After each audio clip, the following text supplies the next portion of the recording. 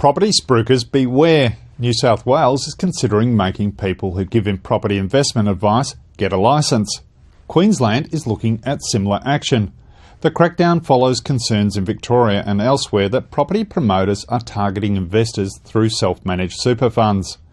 Those same investors are helping drive strong clearance rates and rising prices, and they're generating much of the recent heat in New South Wales.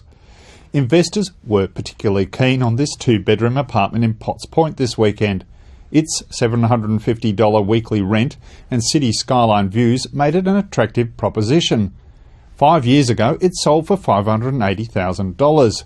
This weekend, an investor looking to capitalise on rising prices snapped it up. Sydney's auction clearance rate is still consistently high. Over the past 5 weeks, 4 out of every 5 homes put under the hammer sold. But that didn't help this 196 square metre apartment in Fairlight. Its wraparound balcony views over Manly Cove and 3 bedrooms wasn't enough to get buyers bidding. A quarter of a century after last being sold, it passed in for $1.4 million. This apartment in Kirribilli was more successful though. There's relatively few homes where you can lie in bed at night and watch the lights twinkle on Harbour Bridge, or for that matter sit on the balcony with an evening meal and do the same thing. That probably explains the price.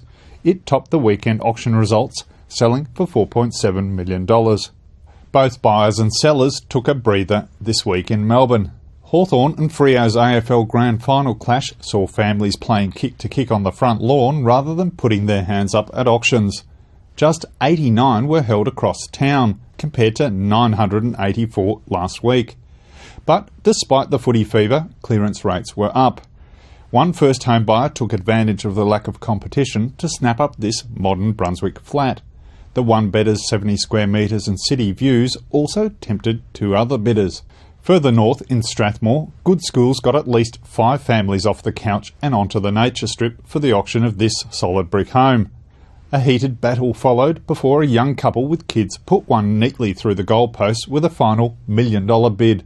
With spring's big football and election distractions nearly out of the way, the NRL finals are this coming weekend, expect a flood of listings over the next few weeks as both buyers and sellers concentrate on property.